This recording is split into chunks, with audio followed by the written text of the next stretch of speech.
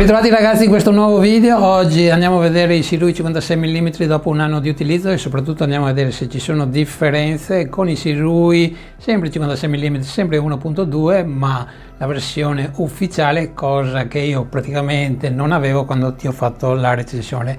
Qualche problemino ovviamente lo avevo riscontrato ed ero curioso di andare a verificare se il modello che tutti voi andate a comprare proprio esattamente oggi è stato migliorato proprio rispetto alla versione che avevo io.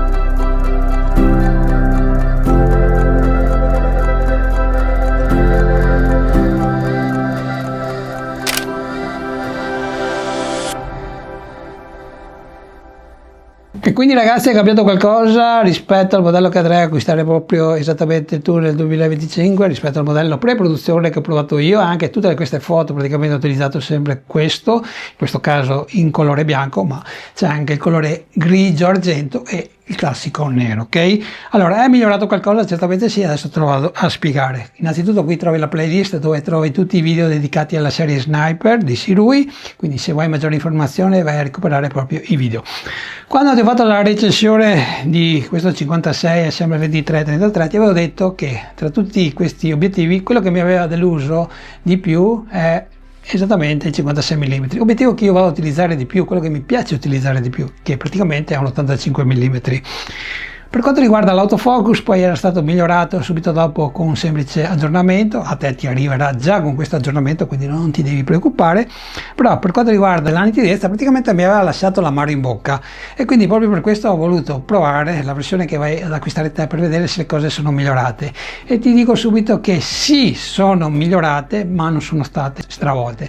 Rimane sempre una foto, se la vai a scattare a f1.2, perché questa è l'apertura massima che puoi ottenere, decisamente morbida, un po' troppo morbida per i miei gusti, soprattutto quando non vai a scattare un mezzo busto, quindi il ritratto americano, ma una figura intera, e soprattutto vedrai il viso della modella che sembra sfocato a f1.2, perché dopo quando andiamo a chiudere ovviamente le cose vanno a migliorare e questa cosa non mi era piaciuta. Ecco che con la versione che vai a acquistare tu praticamente le cose, oddio, non è che siano migliorate di tanto, però è già una cosa più accettabile. Poi c'è la post produzione, un po' di nitidezza la andiamo a mettere proprio con un normale software di editing.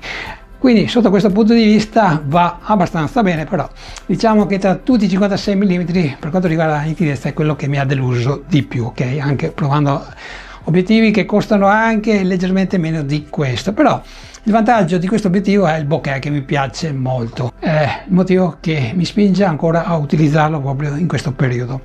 A proposito, apro una veloce parentesi perché c'è ancora gente che fa confusione per quanto riguarda obiettivi per APS-C. Allora, quando parliamo di 56 mm f1.2 devi sempre fare il classico calcolo crop, quindi moltiplicare per 1.5 quando parliamo di sensori APS-C, quindi diventa a tutti gli effetti un 85 mm con un'apertura f1.8, quindi Abbiamo la stessa profondità di campo che avresti su un 85 1.8 per full frame, ok? Questo è ovviamente sempre da ricordare. Posso utilizzare questo Sirui 56 mm per sensore APS-C se ho una fotocamera con sensore full frame? La risposta è certamente sì, dal momento che abbiamo l'attacco e mount, però secondo me non ha senso. Oddio, ha senso solamente se hai una fotocamera con molti megapixel come potrebbe essere la R3, R4, R5. E perché ti dico questo? Perché ti faccio anche un esempio così cerco di fartelo capire in maniera più sensata. Se tu possiedi già una fotocamera che è molto diffusa come la Sony A7 IV, dove abbiamo esattamente 34 megapixel, nel momento in cui tu vai a utilizzare questa lente avrai una copertura del sensore pari al 44%, quindi avrai una foto con, tra virgolette, solamente 15 megapixel, che sono molti se la foto la devi pubblicare solo nei social. In alcuni casi potrebbero essere molti anche se tu fai fotografia di matrimonio, però secondo me è sempre avere ovviamente la possibilità di sfruttare tutti i megapixel del tuo sensore, ok?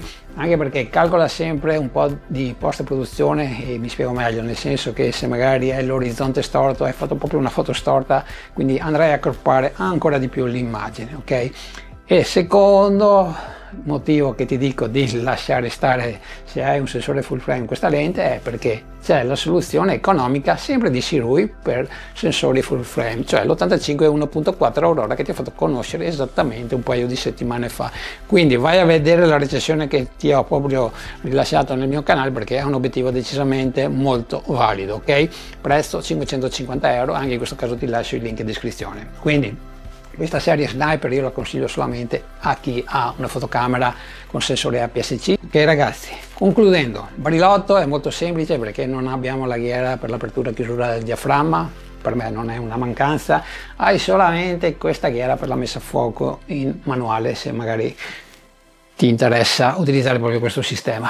Non abbiamo lo switch per disabilitare la messa a fuoco automatica e non abbiamo neppure il tasto da poter personalizzare, quindi un barilotto decisamente molto easy, però è compatto, non pesa molto, è ben bilanciato, quindi adatto per le fotocamere APS-C, ok? Come ti ho detto abbiamo tre colori, il diametro della lente principale davanti è decisamente molto piccolo, quindi una spesa ancora più ridotta se andrei a comprare dei filtri VND-ND, ok? In dotazione hai anche il paraluce, la baionetta è in metallo come ti avevo già detto nella mia recensione, hai anche una porta USB di tipo C che ti consente di fare eventualmente altri update del firmware, anche se ho visto che non sono più usciti da molto tempo. A proposito, una nota che magari ad alcuni di voi potrebbe interessare che ho riscontrato: non c'è un profilo per Lightroom, non è mai uscito, spero che esca almeno per questo, l'Aurora, così andiamo a correggere in maniera più veloce alcuni problemi come la distorsione, come l'aberrazione cromatica, insomma la vignettatura. Per tutti questi dettagli ti invito sempre a guardare proprio la recensione che avevo fatto a suo tempo. Ok ragazzi, quindi io chiudo qua questo video, spero che ti sia piaciuto. Se hai domande ti aspetto qui sotto nei commenti per qualsiasi dubbio tu abbia, quindi non dimenticare di lasciare un like e ti do appuntamento alla prossima settimana. Ciao e alla prossima!